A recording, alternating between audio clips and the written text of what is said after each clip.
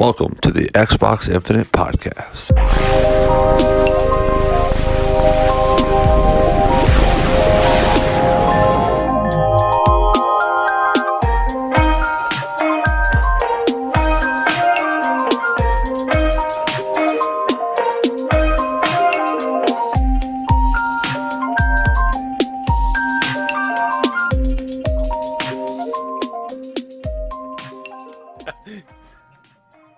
Now we started with you laughing, but whatever, it works. Welcome to the show, everybody.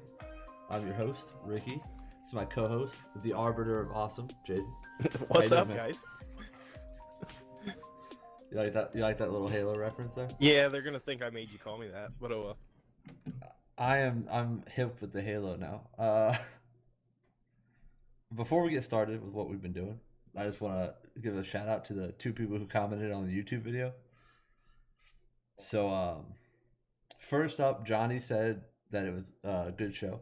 So, shout out to Johnny for the positivity. And then this guy named Hot Grits 910 wanted us to know that Rise is a very good looking game. One of the best looking out there, he said. He also said that our show was a fail, but I wasn't going to bring that up, but then I decided to bring it up. Yeah, I was gonna ignore it, but now that you said that, all that Rise had going for it was good looking. Shout outs to you, dude. Yeah, I told him I'd shout him out when I responded to his comment, so there's this shout out. And I'm not salty. This isn't petty, I don't think. Maybe it is. I don't know. Slightly petty. What have you been playing, dude? Yeah, I honestly haven't had the time to play anything. I played Halo with you one day. Yeah, we played a little Halo 2. Yeah, that's all I really have played. I think That's a sad week, dude. work got so busy.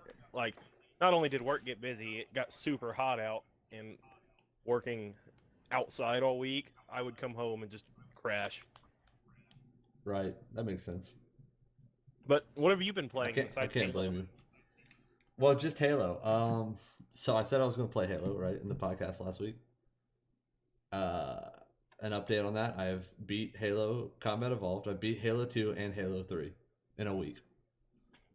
Are you gonna go back through and do them all on Legendary? Probably not. I tried a little bit of Halo 1 Legendary. It's very hard. Then I tried Lasso, which is Legendary All Skulls. Very, very hard. I don't think I'm going to do it. I don't think I'm that good.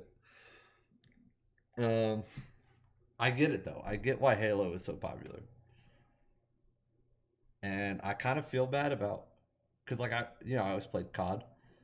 So I was, like, always really into COD. And then when Call of Duty went futuristic, I didn't really like it, right? So I was like, Halo's probably not going to be the game for me. It's futuristic shooter. Like, that's not my thing. I was wrong. It's very good. Yeah, I think we touched on it. Maybe we didn't. But besides, like, Duke Nukem and Perfect Dark, Halo was the real first-person shooter. Like, the first one I ever did play. Yeah. So I got really into it, and then switched over to COD because all my friends were playing it. Yeah. So the first Halo, I thought. So you're facing the what are they called? Like the Covenant or whatever. Yeah. I thought that was gonna be the whole game, and then the Flood shows up, and then there's like all that stuff with the Forerunners and all that, and there's actually a story. We don't need to go into it. This isn't a Halo podcast. At least until they put out something about Halo Infinite, and then I'm not going to shut up probably. Because I loved every minute of it. Like, I can't stop. Now I'm going to have to catch up and replay them all. Like, I had the option to play other games, and I'm like, I'm just going to play Halo. I'm too invested. I started Halo 4 today while I was waiting for you. I'm too invested, dude. I need to know what happens. Yeah, I'm definitely going to have to catch up now. Yeah, well, we can still play co-op because there's achievements for playing through in co-op. So yeah, I need those. Okay, so it's a light news week again, which is probably going to happen until there's some kind of Xbox event again. Which I think they said that they're going to do an event like a blowout video thing like once a month. So we'll get some in June sometime. But for the time being, it's light. But this week, at least, there are 2 pieces of news that are specifically for Xbox. But before we start with the news, I didn't put it in the news this time, but there is a sale. So, cheap games, go check it out. It's a sale. I think there's probably going to be a sale every week until, coronavirus is done. I That's my think guess. there is a sale every week normally. Is there every week, forever, always? Maybe it's every 2 weeks or something, but there's normally a sale going on every time I look at the store. All right, it's possible that there's always a sale and I just don't pay attention. I'm willing to admit that that's a possibility.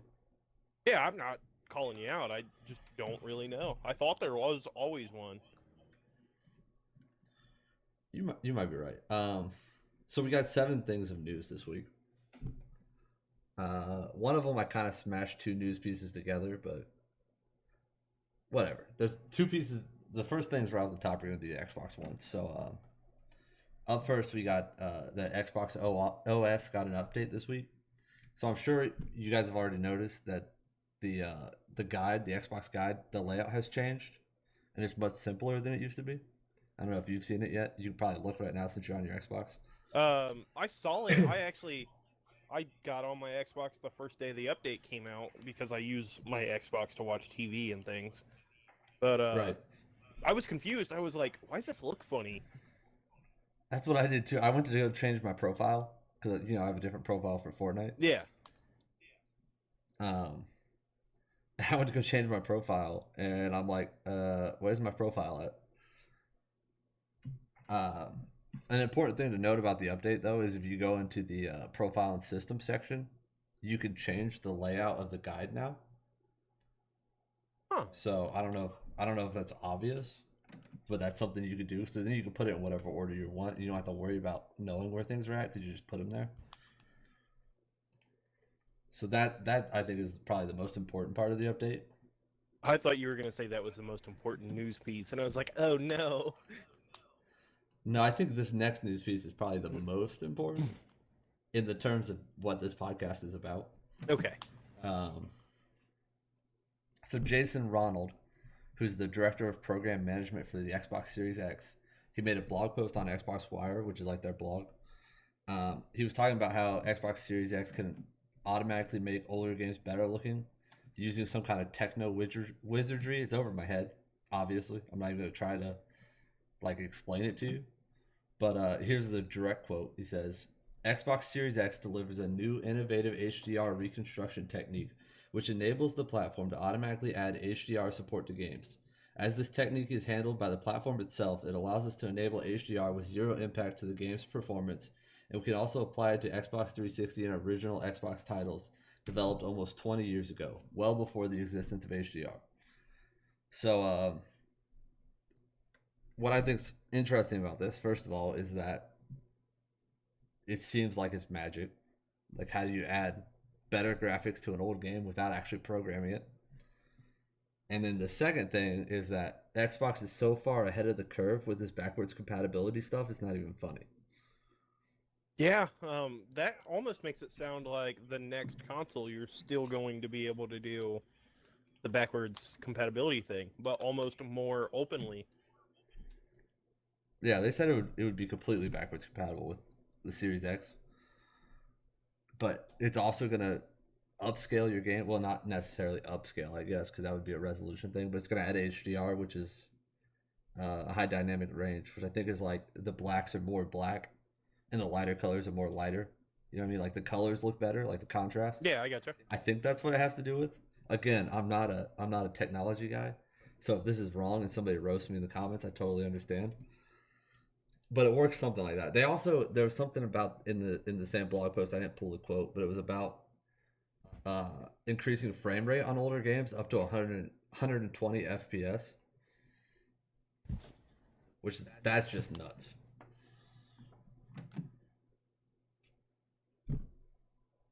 So what do you think about all that? What do you think about Xbox just crushing it in the backwards compatibility department? Well, they're really the only ones, I believe, that you can still put the old discs into the system. I don't think you can do I, that on PS4, can you? you definitely cannot. I didn't think so. On the PS3, you could put the PS1 disc in, but not PS2. It was really weird. Yeah, Xbox is like just destroying. Which like I wonder if it's important. Like, is backwards compatibility as important as I think it is? Because I love the idea of being able to play like original Xbox games if I want to. Not only that, they're on Game Pass too, which is just insane. Yeah, I believe it's probably extremely important. I mean, the the newer games, like I already feel like I'm slightly out of touch with most new games. Right. Like right That's fair. right now, to keep me from being all spazzy and not paying attention, I'm preoccupying myself with a 10-year-old video game. Like, Right. Yeah, you always go back to like Skate or like I don't know, because like they keep remaking old games, so old games have to be important, right? yeah, So I don't know what's stopping Sony from getting on the bandwagon of this backwards compatibility killing it. Maybe they'll have it right in the next console. I don't know, but God, Xbox is just leaps and bounds above everybody else when it comes to backwards compatibility. Um, all right, number three on the news here, we got COD Warzone has a duos mode now. So I picked this news article up not because it's really that newsworthy, but because I've been asking for duos mode in Warzone since the game came out. So if anybody else out there is like me and only has one friend online at a time, and you're tired of randoms just dropping somewhere away from you and then dying and leaving the game, it's exciting. We have to jump into it sometime because I'm pumped. yeah. I was gonna say, if you have time when we're done recording, I'm down to play a game. I'm not gonna have time today, unfortunately. Next week probably we can get a game in. Sounds fair. But oh yeah, I'm pumped about this duos. Number four on the news, we got Fortnite season 2, chapter 3. The names are getting too long. Fortnite, cut it out. Uh, it's been delayed again. So the season will now launch on June 17th, and it's kind of been a trend that Fortnite seasons have been delayed. So it's not really that surprising, but on a similar note, the new Call of Duty Warzone season was also delayed, and they didn't give a date on that. So it just seems like updates are just getting delayed in general right now, which I think makes sense with everything that's going on in the world. We're not really going to touch on all that right now, but Yeah, there's more important things than new seasons for video games. We'll just say that. right. So yeah. All right, number 5. The newest Destiny 2 DLC will be revealed on June 9th. Now I stopped playing Destiny after the first game. We did play through the entire story of the second game together, didn't we? We played through the entire main story, and I think we did the first 2 DLCs, and then Ooh. what was it? The third DLC came out because we bought the complete editions. Complete being Right. in air quotes. Right. But we bought the complete edition, so it came with supposedly all the DLCs. Apparently, there was a fine print there, and that meant all the DLCs that are currently out. So you Right. and I both felt cheated and quit playing the game. Well, there's a new one. It's going to be revealed. I think the next DLC comes out on the 10th, so they're revealing it a day before it comes out. If I think that's what I read. And yeah, I don't know. Maybe with me being hot on Halo, maybe I'll jump into Destiny after I finish it. We'll see. I do know Destiny is extremely difficult to play as a one-man show. Yeah, that's what I'm worried about. Maybe if I'm just going through just for the story, but even then, I don't know. Number 6, Sea of Thieves came out on Steam, which I think is a good move on Microsoft's behalf that they're not locking the PC games onto the Microsoft Store on PC anymore. I know that made a lot of people angry. And when they put Master Chief Collection on Steam, it made like $1 bajillion. I know it wasn't that high, but it sold a lot. So maybe Sea of Thieves will get a second life again coming out on Steam. Third life. I guess it already had its second life, didn't it? I think it's still pretty roaring right now, actually. I believe you're probably right. I think people do love Sea of Thieves. There was that update last week. Yeah. I still haven't got in. Maybe I will. We'll see. That one, Sea of Thieves, I loved the game. It's just, that is hard to play, even with just 2 people. It's extremely difficult. Yeah, I feel like you really need friends for that. But having a full ship, because I like to play as like a real pirate instead of doing missions, I just like robbing people. Yeah. Hard to do with, by yourself or with one other person. Right. Maybe we'll have to try to get our cousin Murik in. Yeah, I was actually, slightly off topic, I was over at Murik's house last night, played Fortnite with him, and he was ranting and raving about the new, because apparently Midas is supposed to like blow the world up in Fortnite. Yeah, there's a Doomsday event that also got delayed. I didn't put that in with the delays, but it got delayed also. Yeah, he was ranting and raving about that, and I had no clue because I'm extremely out of touch with Fortnite. Yeah, I've already decided. I maxed my battle pass out. I'm not going back to Fortnite till the next season. I've already decided. But good for them. They're doing events. I've never really cared that much about that aspect of Fortnite, to be honest. But yeah, maybe we can get him in on some Sea of Thieves. That would be fun. Or if somebody listening wants to play Sea of Thieves sometime, show us why the game's good. I'd love to play with anybody out there. Actually, let's just open it up even further. If anybody listening wants to play video games with us, leave a message. We'll add you. Yeah, that's fair. All right, number 7. This is the last piece of news for the week. Kingdom of Amalur. How do you pronounce that? Reckoning. I think it's Amular. It might be Amular. I don't remember. Yeah, I don't know. So we got a release date for the re-release. It comes out on August 11th. It'll include all the DLC from the original game, as well as updated graphics. So I played that game for probably like 5 or 6 hours when it came out on the 360. It's a lot of fun. It's actually like a pretty solid RPG. I don't remember people really like there being a buzz about the game, but that was also when we were like dead into Call of Duty at the time, so there could have been a buzz and we just missed it.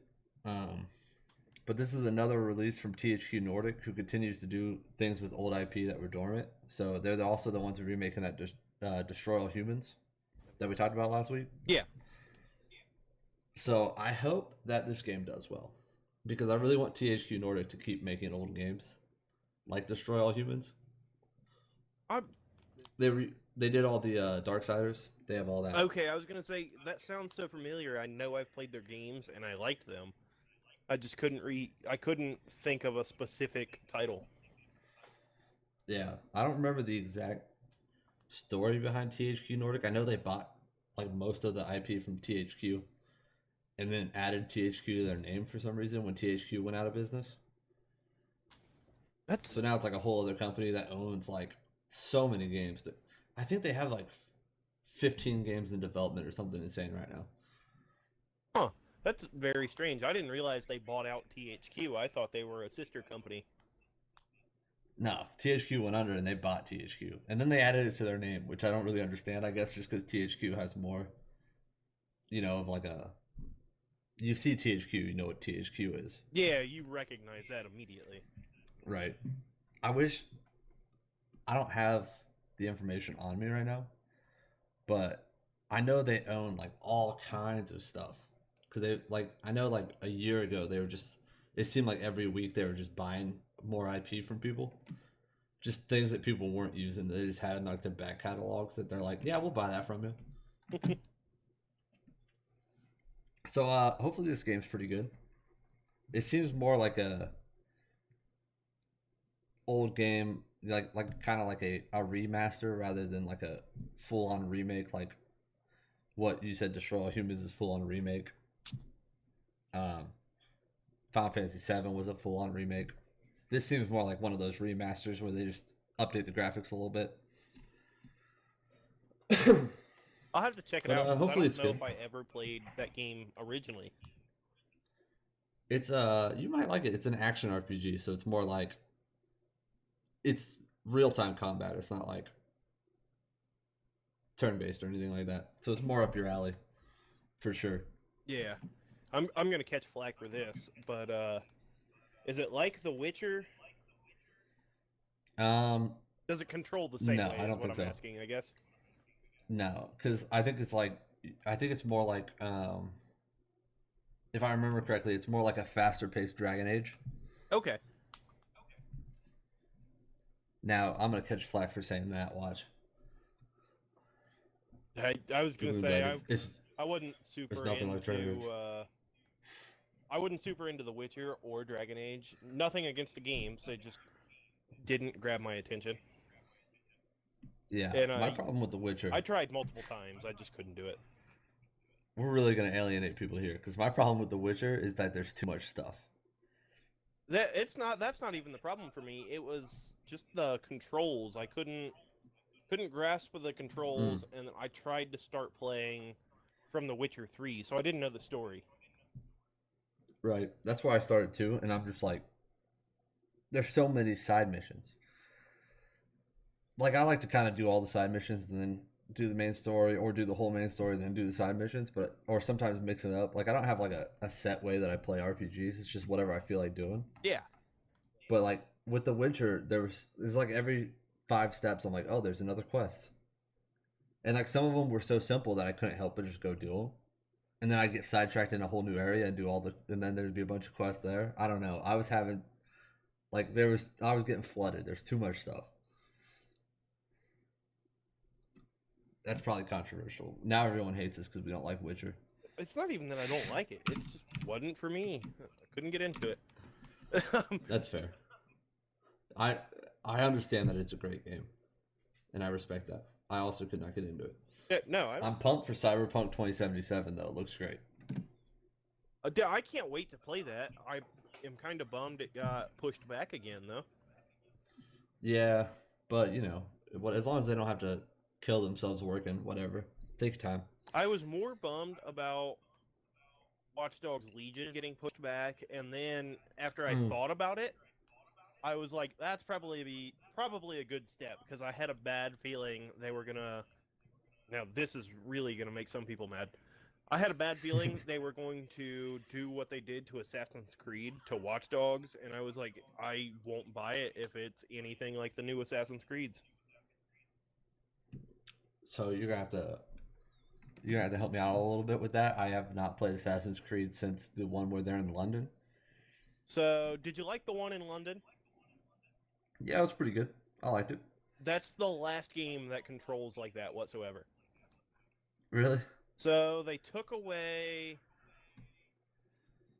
You can still do stealth, but they took away that being like a main aspect, in my opinion, because they changed it to the formula where like, oh, you got to go assassinate this guy, but he's in a fortress and there's 8 million people, and not nearly as easy for you to, play like an assassin. And then they made it like an RPG game where you pick up a weapon and it has stats, but like you can randomly get rare weapons, and it just went all to hell, in my opinion. Yeah, I definitely read something about because what's the next Assassin's Creed? Is it Valhalla? Yeah, it's Vikings. It's probably not called Valhalla, is it? Whatever, it doesn't matter. Yeah. The next Assassin's Creed, because I was reading, they said that they made a point to say that the Hidden Blade would one-shot enemies again, like if you snuck up on them. Yeah, it didn't do that in the other ones after. Yeah, so I'm like, what? Well, even in the London That should one, always be a thing. The London one, there were some enemies that the Hidden Blade did not one-hit kill. Well, I'm okay with some enemies. Yeah. I mean, if there's like special types, but yeah, they were making it sound like it just didn't do it at all unless you were like over leveled. And I'm like, what? Levels? What is this crap? Yeah, I know people love the new level Assassin's system. Creed though. Well, the London one had a level system, but it got even worse, in my opinion, in the following two. Yeah. I tried to play the. I can't remember the exact name off the top of my head. I always call it Osiris, but I don't think that's right. Is it the Egyptian one? Yeah, I think it was Odyssey. Is it Odyssey? I thought Odyssey was the Roman one, like the Spartans and stuff. Oh God, we're so far out of our wheelhouse right now. I played them both. Let me say that though. Played them both and didn't like either of them. Because you and I, we both grew up with the original one, which was hard to play, but it was a Right. new concept. And then the ones following. Yeah, I loved it. And And then it got better and better. they've completely gone away from that formula. Well, it sounds like they're kind of returning to form a little bit with the Hidden Blade, so maybe Hopefully. the next one it'll be your style again. I don't think the leveling stuff's going away though. I wish it would. I wish it'd go back to like Brotherhood, Like a pure basically. arcade game. Yeah. Like arcade, like Arkham Combat, you know? Yeah, basically, that's what they originally were. They'd be nice if Yeah. they went back to that. Yeah, I kind of agree with that. But hey, people love it. If it's gonna sell, keep doing it. That's how I feel. Not every game has to be for me, I guess. It just sucks because I really loved that series for a long time. So Right. that's why it's like, man. Right, I feel that. But all right, you want to do the releases for the week? yeah, sorry, my headphones just messed up and got real loud out of nowhere, and it rattled my brain. All right, well I'll start the releases. Okay, so first up we got Strawberry Vinegar. In this visual novel, save your soul from being devoured by making delicious food. Sakuraba Ri is a cynical and grumpy girl who cares little for her fellow classmates and does not have a single friend. That is, until a self-proclaimed demon from the deepest, darkest pits of hell suddenly appears in Ri's kitchen and steals a tray of cookies. So that's that game. I should probably have started by saying that there's not really anything crazy coming out this week. It's a pretty slow week. And I'm slightly going outside of the new releases, but That's fine. I looked at the ones that we were interested in from last week. Yeah. After looking at them, they are not my style of game. I will just say that. Well, you take a gamble when you're just reading the description. Yeah, but anyways, the next game coming out this week, or may have already came out, Depth of Extinction. In a flooded future world, killer machines are plotting mankind's demise. As the sole defender of humanity's last government, only you can create the ultimate squad and save humanity in this turn-based tactical RPG with roguelike elements. I do love a good tactical RPG. Maybe I'll check that one out. I'm glad they just came out and said what kind of game it was in the description. That was kind of Right. nice. Same thing with Strawberry Vinegar. They shot out the visual novel right off the bat. First line. Up next we got Awesome P2. So apparently there was a first one. Now with even more dark dungeons, deadly traps, and gold, Awesome P2 is the next chapter of a classic platformer game with pixel, Game Boy style graphics, 25 levels, a retro soundtrack, and lots of shiny coins. That sounds kind of cool. I mean, Game Boy style platformer? That doesn't sound that bad. Yeah, it doesn't sound bad at all. The next one, you and I should both be really excited about. Oh, God. Tour de France 2020. It's already out. I saw it on the store today. Yeah. Experience the intensity of the Tour de France with the official game. To wear the yellow jersey on the champs. I can't say that word. It's fine. It's fine. Yeah, anyways. You will need to take risks, attack, sprint, and perfect your race tactics. Try out the new immersive first-person camera and test it in the iconic, I cannot say, Liège, Bastogne, Liège race, or with the all-new time trial gameplay. The dog bit me. A great way to experience the Tour de France in lieu of its postponement this year. Oh, the Tour de France was postponed. Yeah. And that's how much I pay attention to racing. Just a side Wink. note: have you ever even looked at one of those Tour de France games? Because they make one every Tour de France. I don't think I've ever looked at the game. No. The last Is- one I looked at was extremely pixelated, and you had like stats and this whole marker, and all you did was like you would randomly mash A, then you would hit a button to coast and relax. Like, Hmm. yeah, I think a race takes maybe 2 hours as well. So it's like, No way. why? Why are you doing this? The way I pictured it was Forza Motorsport with bicycles. That'd be cooler, but no. That's how I pictured it, and I was out. Because like I like Forza Horizons, but I don't like Forza Motorsport. Horizon, Simulation racing is not for me. Horizon's so much more fun. Yeah, I like a good arcade racer. I don't like a simulation racer.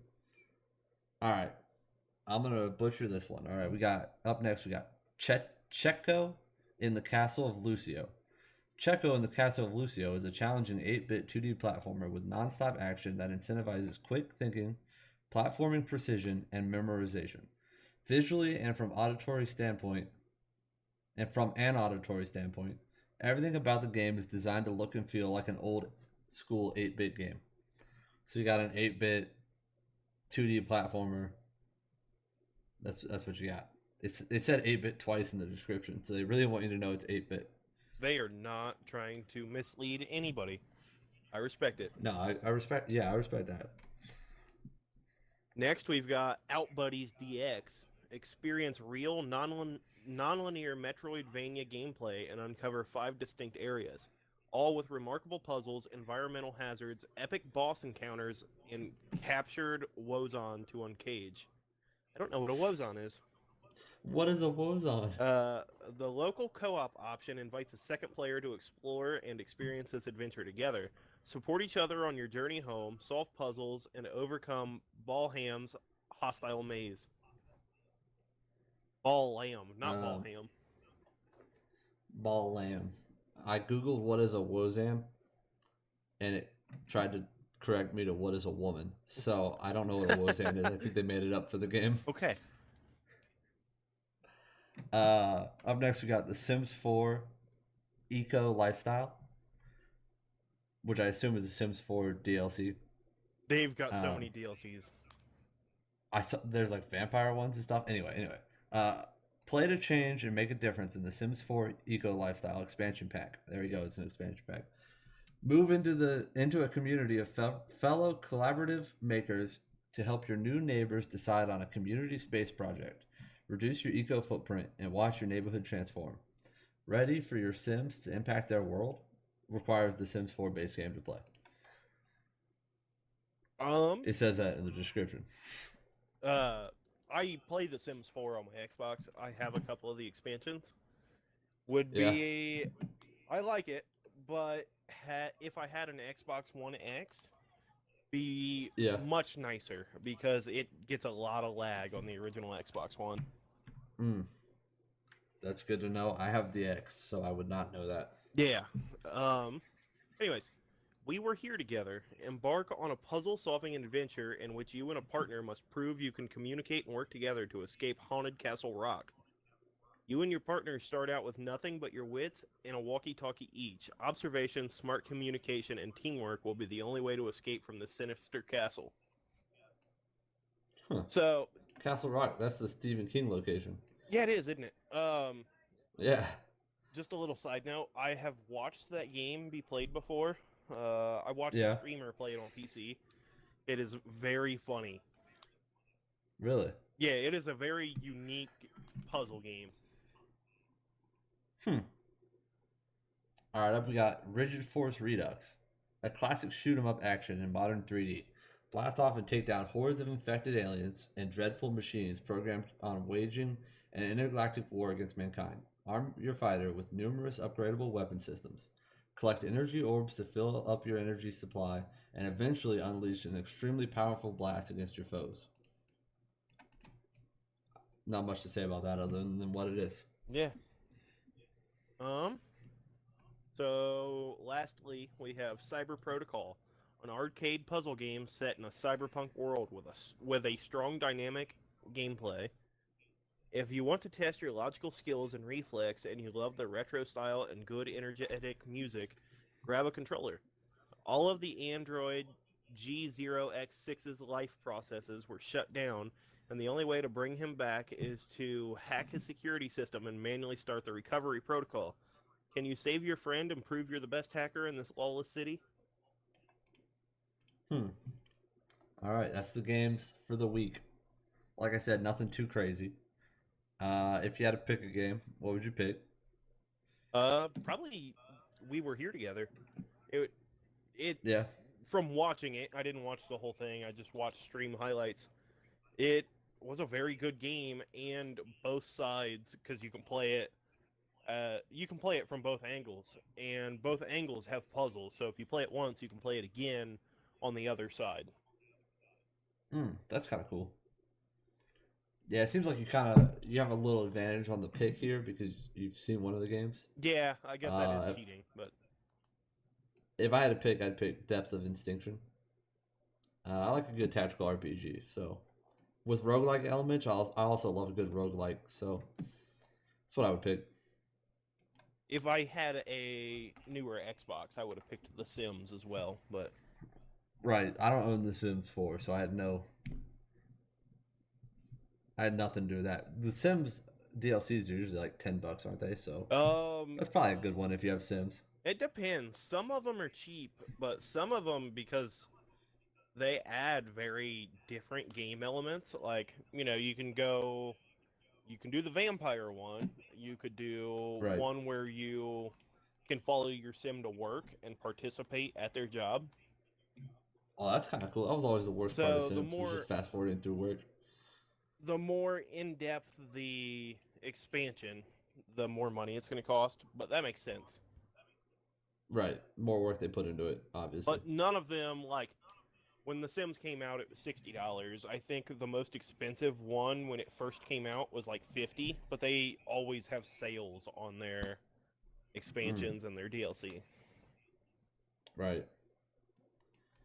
All right, so that's it for the news, the releases. Now we just got the time at the end if there's anything you want to talk about. No, I don't believe so. I think it's been a pretty boring week for me. I have nothing exciting to note by any means. That's fair. That's fair. As far as next week goes, I'm gonna try to get Halo 4 and 5 finished, hopefully. And then the only thing left will be Reach and ODST if I feel like playing those. I can't remember which one So I that's- liked more. I think I liked Reach more than I liked ODST, because I believe ODST was like an expansion of Halo 3. Right. Well, it's got Halo 3 in the name, but it takes place during Halo 2, I think. Somebody can correct me if I'm wrong, but I think it takes place during the opening mission of Halo 2. Yeah, it's not as exciting now, but I remember when Right. ODST first came out, you could buy it standalone, but if you bought it standalone, you got all of the DLC multiplayer maps. Oh. So that was really cool. I don't know. I'll probably play Reach first, just because it's a full-on prequel, and it's made by 343. I'm pretty sure. So, other than that, that's all I have planned. So, if you're good, we will wrap up here. Yeah, I'm good. So I just want to say that this show is a free show. We release it for free, obviously. We always will. So I just want to ask anybody if they like the show, please share it with your friends. Anybody you think would like it. Random guy on the street, yell at him, say, hey, check out Xbox Infinite. I'm sure he'll appreciate that. Write it on the walls You can of your fo- local mall bathroom. Yeah, please do. Please don't do that. Don't blame us for vandalism. Actually, please Do it, that. but don't tell them we told you to. You can also follow us on every social media by searching Xbox Infinite Podcast. I made them all last week. And we would greatly appreciate anybody going on, leaving a review on iTunes, dropping a like and comment on YouTube. It helps us get out to more people, and it helps us interact with you guys more in here. Like I did with throwing Hot Grits and Johnny in the top. There you go. I shouted him out again. So if you want a shout out, drop a comment. I'll shout you out. You know, our friends are gonna realize that we're shouting people out and just make accounts to harass us, right? Probably they're gonna be like, do you think that the Earth is a ravioli? I don't know, George. Maybe I do. All right, that's it. I'm out of here. All right.